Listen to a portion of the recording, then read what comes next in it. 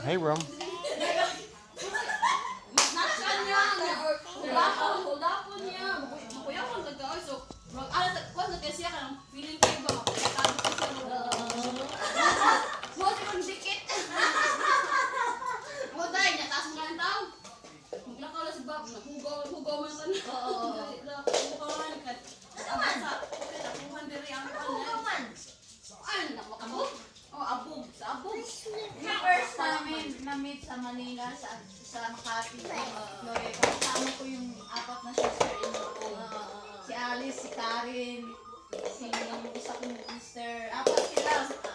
Kasama talaga. First ko siya nakita din.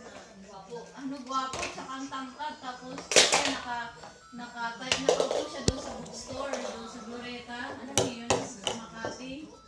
Puti mo galing ba na ro? No. Wala, ito pala. Kaya sakay kami ng taxi pababa namin.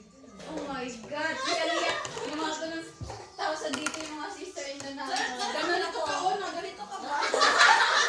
Ganto ako. Wala! Nagpakiling virgin ba? Maria.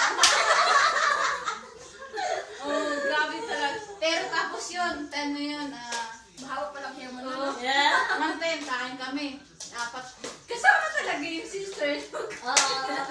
Ayan, tapos kain kami yun, ganun. Tapos, pero hindi pa niya ako sinama sa hotel. Umuwi muna ako.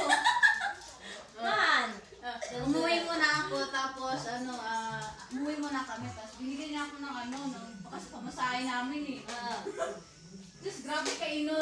5,000. 5,000? Ano yung 5,000? 5,000? Yun, binigyan niya ako. Tapos yun, pamasahe namin. Tapos sinabi niya na mag-meet kami uli. Ako lang, sa Sangrela. Ano mo yun? Social. Oo, doon. Shangri-La Hotel. Yun yung second meet namin. So na. Pero wala pa. Wala pa. Pinutin na sa ano na. Grabe naman, Rose. Para naman... Wala, pretukan mo na lang. Wala pang ano ba? Oh, Jer. Wala pa. Stretch. Siguro